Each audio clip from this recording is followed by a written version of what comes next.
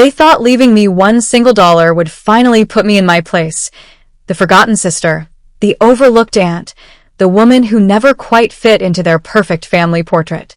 I watched them celebrate with their eyes, passing silent congratulations across the mahogany table. What they didn't know was that this table, this room, this entire building belonged to me. I'd owned Harrow and Pritchard LLC for 20 years. I stood slowly, smoothing my skirt with deliberate care. "Thank you for honoring her wishes," I said softly, my voice steady as stone. Nobody noticed the irony. Nobody caught the slight smile that touched my lips. They were too busy drowning in their relief, too consumed by their victory to see the truth sitting right in front of them. I gathered my purse and walked toward the door, my heels clicking against the hardwood floor I'd personally selected during the renovation 5 years ago. As I reached for the handle, I glanced back at the brass nameplate on the wall, Harrow and Pritchard LLC. My name, my firm, my legacy. They'd just celebrated their inheritance in my building, discussed their plans in my conference room, and congratulated themselves under my roof. Grant was already on his phone, probably texting his wife about the lake house they'd inherit. Ivy dabbed at invisible tears, her performance worthy of an award. The September air hit my face as I stepped onto the sidewalk. Cleveland's downtown bustled around me, people rushing to meetings and lunches, completely unaware that a quiet war had just been declared. I walked half a block before pulling out my phone and dialing Harold Pritchard's direct line. He answered on the second ring. "Eleanor?" His voice carried concern. "We need to go through the Vale files," I said calmly, watching a taxi splash through a puddle. "All of them." The line went quiet for a moment. I could almost hear him processing what I was really asking. "All," he finally asked, the single word heavy with meaning. "Every single one," I confirmed. I hung up before he could ask more questions. The game had begun, and they had no idea they were already losing. I slipped my phone back into my purse and hailed a cab, allowing myself the smallest smile. Ivy called me that evening while I was making tea. Her voice dripped with fake sweetness, the kind that made my teeth ache. "Aunt Ellie, I wanted to check on you. I know today must have been difficult." I stirred honey into my chamomile, letting her words hang in the air. "It was enlightening," I replied. She laughed, a sharp sound like breaking glass. "We've already found a buyer for the lake house. You wouldn't be interested, of course, but we thought you should know. The Andersons are offering cash." I sipped my tea, savoring both the warmth and her assumption. "Tell them to hold," I said quietly. "I'd like to see the terms first." Another laugh, more forced this time. "You? With what money, Aunt Ellie? I mean, I don't want to be rude, but—" "Then don't be," I interrupted gently. "Just send me the paperwork." She sputtered something about being realistic, but I'd already moved on mentally, planning my next 3 moves like chess pieces on a board only I could see. The next morning, I arrived at my office before dawn. The building was silent except for the hum of the heating system and my footsteps echoing through the marble lobby. I took the elevator to the 5th floor, where our archives lived behind locked doors that only Harold and I could access. The Vale family files filled 3 entire cabinets. I started with the oldest, pulling folders that smelled like dust and secrets. Harold arrived at 7 with coffee and a skeptical expression. "You really want to dig up old ghosts?" he asked, setting down 2 cups. I didn't answer immediately. Instead, I opened a folder marked Property Transfers 1983 and spread the contents across my desk. There, buried beneath decades of paperwork, was a deed with my name on it, half erased, deliberately overlooked, but legally valid. The lake house hadn't belonged solely to my sister. It had been ours, transferred for convenience, when I was young and trusting. Harold leaned over my shoulder, his breath catching as he read the document. "This changes everything," he whispered. I nodded, running my finger along the faded signature. My sister had convinced me to sign it over 40 years ago, promising it was just temporary, just to simplify the family trust. I believed her because I was 25 and still thought family meant loyalty. "We need a county refile, a quiet claim, and a notarized affidavit," I said, my voice steady despite the anger warming my chest. Harold pulled out his phone. If we do this, the Vallas will scream. Let them scream, I replied, sliding the deed into a protective folder. But first, let them keep laughing. By noon, we compiled everything we needed. By 3, I was sitting in the county clerk's office, filing paperwork that would shake my family's world. The clerk barely glanced at the documents before stamping them approved. Simple, Clean. legal, and completely devastating to their plans. That evening, I attended the family dinner Ivy had arranged to celebrate their good fortune. They'd set the long table in the dining room with my mother's china that had been mine before they'd convinced me to loan it out, temporarily. Grant sat at the head like he owned the world. His wife, Patricia, kept touching the new pearl necklace around her throat. Ivy presided over the meal with theatrical grace, playing hostess in a house she'd inherit. To new beginnings, Grant toasted, raising his wine glass. Everyone echoed him except me. I simply smiled and sipped my water, watching them like a scientist observing mice in a maze. They didn't notice my silence. They never did. After dinner, while Ivy was cutting cake, my phone buzzed. An email from the county clerk's office appeared on my screen. Quiet claim filed and approved. Ownership records updated. I set my phone down carefully, feeling power settle around my shoulders like a familiar coat. Aunt Ellie, you're so quiet tonight, Patricia said, her voice sugary. Are you feeling all right? I smiled at her, the kind of smile that doesn't reach the eyes.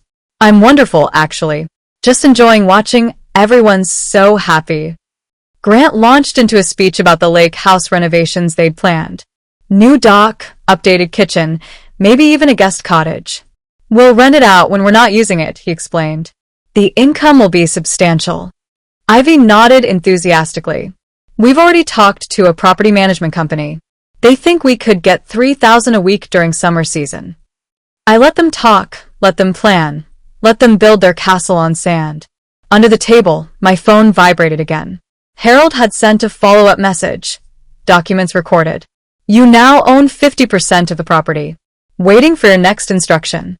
I typed back quickly. Let them proceed with their plans. We'll reveal the truth when they've invested the most. The phone calls started the next morning at 6. Grant first, his voice shaking with rage. What did you do? He shouted without preamble. I was making coffee, completely prepared for this moment. Good morning, Grant. I filed a quiet claim on property that legally belonged to me. That's impossible. That house is ours. Half of it is mine, I corrected calmly. The deed was never properly transferred. My signature from 1983 still holds legal weight. He sputtered, threatened, then hung up. Ivy called 10 minutes later, her voice wobbling between tears and accusations. Matthew, my brother, called at 7, trying intimidation. You're tearing this family apart, he yelled. I stirred cream into my coffee, completely unmoved. No, Matthew. I'm simply reclaiming what was mine. You all tore things apart when you thought I'd quietly accept $1. By noon, I'd received 17 calls and 43 text messages. I answered none of them. Instead, I went to my office and prepared for phase 2. Harold was waiting in my office with a thick file folder. They've lawyered up, he said, dropping into the chair across from my desk.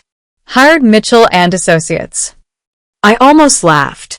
Mitchell and Associates was a firm we'd beaten in court twice last year. Good, I replied. Let them waste their money.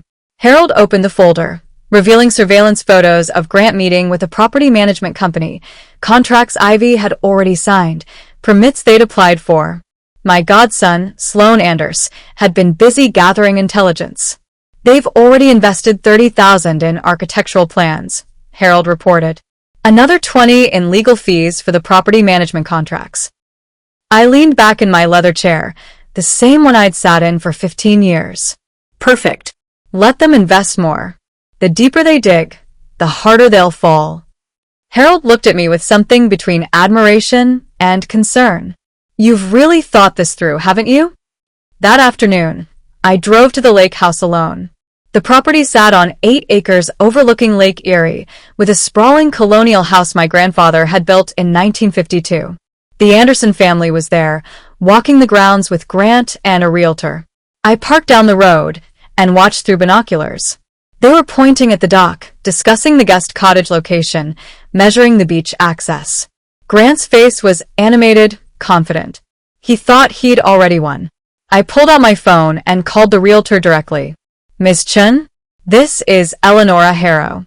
I'm part owner of the property you're currently showing. I'm afraid any sale will require my signature. The color drained from her face even from this distance. I watched through my binoculars as she pulled Grant aside, their conversation growing heated. Grant's phone was already out, probably calling his lawyer. I started my car and drove away, satisfied. The first crack in their foundation had appeared. The following week, I received a formal letter from Mitchell and Associates, demanding I rescind my claim. The language was aggressive, threatening litigation for harassment and emotional distress. I handed it to Harold without comment. Your response? He asked. File a counterclaim for fraud and conspiracy to defraud, I said calmly. Include all the forged documents we found in the archives. Harold's eyebrows rose. Forged documents? I pulled another folder from my locked cabinet. Inside were property transfers from 1995, supposedly signed by me, transferring my portion of 3 other family properties to my sister. The signatures were close but not perfect. I never signed these, I explained. But I was too busy building this firm to notice them being filed. They've been stealing from me for decades. Harold examined the documents carefully, his legal mind processing the implications. This is going to get ugly. It already is, I replied. But now we're fighting back. The preliminary hearing was set for October 15th. I arrived early, wearing my best courtroom suit, charcoal gray with a silk blouse, my gray hair pulled back in a neat bun. I looked like everyone's favorite grandmother, which was exactly the image I wanted to project. Grant, Ivy, and Matthew arrived with their legal team, 5 lawyers in expensive suits. They glanced at me sitting alone at my table, clearly feeling confident. Then Harold walked in, followed by 3 associates from my firm. Then Sloan Anders, my godson, who is one of Cleveland's top real estate attorneys. Then Patricia Norwood, a former prosecutor I'd mentored 20 years ago. The other side's confidence wavered visibly. Judge Morrison entered, and we all stood. She was a woman I'd gone to law school with, though I'd never mentioned that to my family. This is a dispute over property ownership, she began, reviewing her notes. Mrs. Harrow claims partial ownership based on a 1983 deed. The Vale family contests this claim. Harold stood to present our case. His voice was steady and factual as he walked the judge through the timeline. Your Honor, in 1983, Eleonora Harrow and her sister, Margaret Vale, jointly purchased the lake property. The deed clearly shows both names. In 1985, there was an alleged transfer, but the documentation is questionable at best. He presented the original deed, enlarged on a display board. My signature was clear, young, full of hope. The judge studied it carefully. And the transfer documents? She asked. Harold presented those next. Note the signature variation, Your Honor. The pressure points are different. The loop's inconsistent. We believe these documents were forged. The courtroom went silent except for the rustling of papers. Grant's lead attorney jumped up. Objection. This is speculation and defamation. Judge Morrison's expression didn't change. Overruled. Continue, Mr. Pritchard. Harold presented 3 more forged documents, each supposedly bearing my signature, each transferring my assets to other family members. The pattern was undeniable. During the lunch recess, Ivy cornered me in the courthouse bathroom. Why are you doing this? She hissed, her composure cracking. We're family. I washed my hands calmly, meeting her eyes in the mirror. Family doesn't leave you $1, Ivy. Family doesn't forge your signature and steal your inheritance for 40 years. We took care of you, she insisted. I dried my hands slowly, deliberately. You tolerated me. There's a difference. She grabbed my arm, her fingers digging in. If you continue this, you'll have nothing. No one will speak to you. I gently removed her hand. Ivy, I already have nothing from you. You made sure of that. But I have something you've never had, self-respect and the truth. I walked out, leaving her standing there with tears streaming down her carefully made-up face. The afternoon session would be even more revealing. I'd saved the best evidence for last. After lunch, I took the stand myself. The courtroom was packed now. Word had spread about the dramatic family dispute. Grant's attorney approached me with false courtesy. Mrs. Harrow, isn't it true you've never contested these property transfers until now? I met his eyes steadily. That's correct. And why now, after 40 years? I paused, letting the moment breathe. Because 40 years ago, I trusted my family. I believed that blood meant something. But when my sister died and they left me $1 in her will, a will I later discovered was also forged, I realized I'd been a fool. The attorney's confidence slipped. You're claiming the will was forged? I'm not claiming it, I said quietly. I'm stating it as fact. My sister's real will, written 3 years before her death, left her estate equally divided among all siblings. That will mysteriously disappeared, replaced by one that left me nothing. I pulled out a document from my folder.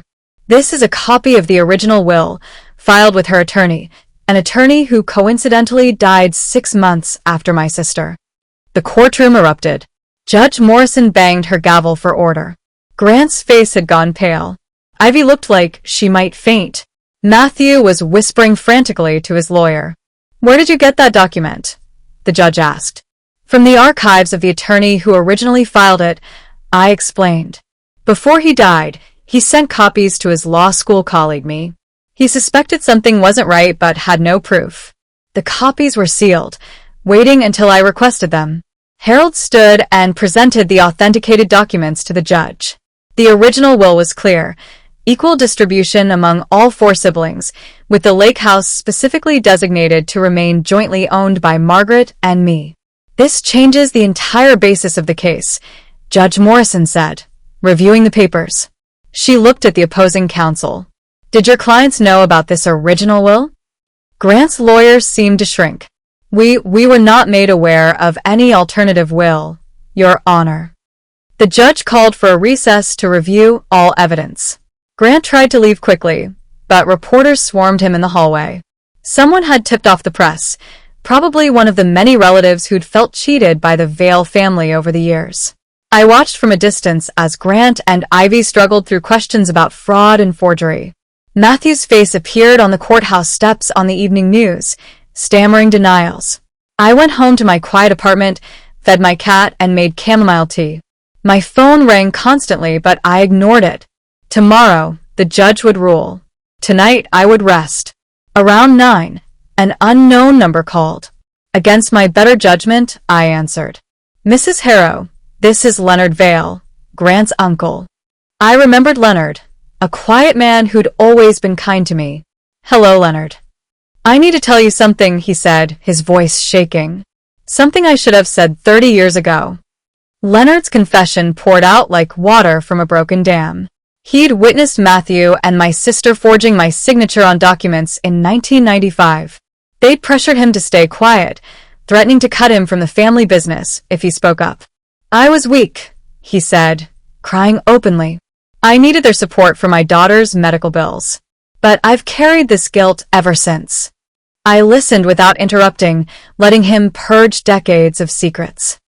He told me about family meetings where they discussed managing Eleonora, about how they'd deliberately excluded me from business decisions, about how they'd celebrated when I'd seemed content with my small legal practice, never knowing it had grown into one of Cleveland's most successful firms. I'll testify, he offered. I'll tell the judge everything. It's time the truth came out. Come to my office tomorrow morning, I said gently. We'll prepare your statement. After he hung up, I sat in the darkness for a long time. I wasn't happy, exactly, but I felt something shifting, like justice slowly tilting in the right direction. The courtroom was even more packed the next morning. Leonard sat beside Harold at our table, his hands folded, his face showing the strain of his decision. When Judge Morrison entered, The room fell silent. "I've reviewed all evidence presented," she began, "including new testimony submitted this morning from Leonard Vale." Grant's head snapped toward his uncle, betrayal written across his face. "Based on the evidence of forgery, fraud, and conspiracy to defraud, I'm ruling in favor of Mrs. Eleonora Harrow. The original property deed stands. All subsequent transfers are declared null and void." She paused, letting her words sink in. "Furthermore, I'm ordering a full investigation into all property transfers involving the Vale family over the past 40 years. Any assets found to have been fraudulently transferred will be returned to their rightful owner." The gavel struck. Just like that, 40 years of theft was undone. Grant stood up, shouting objections. Security moved toward him, and his lawyer pulled him back down. Outside the courthouse, reporters surrounded me. I gave a brief statement, carefully worded and calm. I didn't pursue this case for revenge. I pursued it because truth matters, because integrity matters, and because being family doesn't give anyone the right to steal. That clip played on every local news station that evening. By morning, it had gone regional. By the weekend, my story was being shared across social media. The elderly woman who'd been left $1 and quietly owned the law firm that destroyed her greedy family. I received hundreds of emails from people sharing their own stories of family betrayal, thanking me for fighting back. But the message that meant the most came from a young lawyer named Sarah Chin, the realtor who'd been showing my property. "Mrs. Harrow, I'm specializing in elder law now. Your case inspired me to fight for people who've been taken advantage of by their families. Thank you for showing me what real justice looks like." The property settlements took 3 months to finalize. In the end, I recovered not just the lake house, but 2 commercial properties in downtown Cleveland, a small apartment building in Shaker Heights, and approximately $800,000 in misappropriated rent and profits.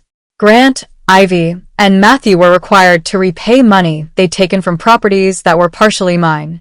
Their fancy houses went on the market. Their luxury cars were sold. Matthew's real estate company lost its license pending investigation.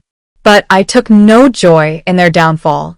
I simply felt tired of fighting, tired of being underestimated, tired of proving I deserved basic respect. I decided to do something my family had never done. I shared my restored wealth. I established a legal aid fund for elderly people dealing with family financial abuse.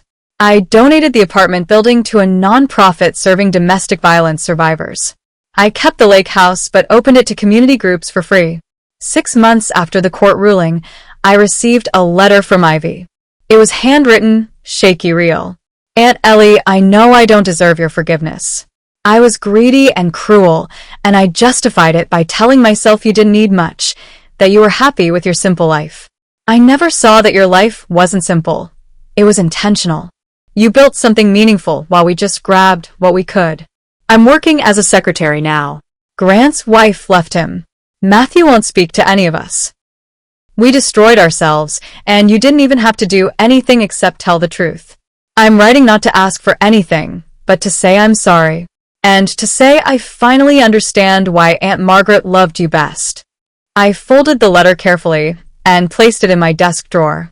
Forgiveness would come slowly, if at all, but acknowledgement was a start. On a cold December morning, I stood in my office looking at the framed dollar they'd left me. I'd had it professionally mounted under glass with a small plaque, what they thought I was worth. Harold knocked and entered, carrying coffee and the morning paper. "You made the most influential Clevelanders list," he said, showing me the article. I smiled at the headline. "Lawyer Eleonora Harrow fights family fraud, inspires elder rights movement." "Never thought I'd be influential at 73, I said. Harold sat down, studying me. "What will you do now? You've recovered everything, established your legacy, proved everyone wrong." I thought about his question while sipping my coffee. "I think I'll keep practicing law, keep helping people, and maybe take a vacation to that lake house. It's been 40 years since I've actually enjoyed it." Harold grinned. "You've earned it. Last week, I had lunch with Leonard at a small cafe near my office. He'd lost everything in the family fallout but seemed somehow lighter, unburdened. "Do you regret coming forward?" I asked him. He shook his head. "Not anymore. I'm working as a paralegal now, helping your legal aid fund. It doesn't pay much, but I can finally sleep at night." After lunch, I walked back to my office building and stood on the sidewalk, looking up at the brass letters spelling out Harrow and Pritchard LLC.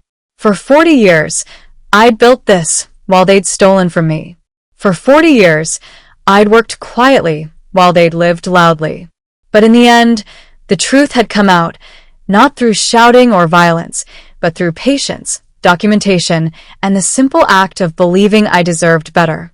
I thought about that single dollar, now framed on my wall. They'd meant it as an insult, as proof of my worthlessness. Instead, it had become a reminder of my strength, proof that I could be valued at nothing and still rebuild everything. Justice doesn't always roar. Sometimes it just signs its name and walks away. Sometimes, the deepest betrayal doesn't come from strangers. It comes from the hands you once held in trust. My name is Eleonora Finchero, and when my family left me $1 in the will, they thought they'd buried me in humiliation. But they forgot one small detail. I owned the very lawyer's office where their lies were written. This story isn't about money. It's about grace under fire, dignity in silence, and the quiet kind of revenge that doesn't destroy, it restores. They took everything they thought mattered. I took back everything that truly did, my name, my legacy, and my peace. If you've ever been underestimated, if someone once told you you're worth less than you are, this story is for you. Because sometimes the sweetest revenge is simply proving them wrong with elegance. Silence is not weakness, it's strategy. Grace is the most disarming form of strength. And the truth, when it finally speaks, never whispers. Stay with me on this journey of justice, grace, and poetic revenge. Hit subscribe, turn on the notification bell, and stay glued to Sweet Revenge and for more unforgettable stories of quiet strength and powerful redemption. Because on this channel, revenge isn't cruel. It's beautifully fair.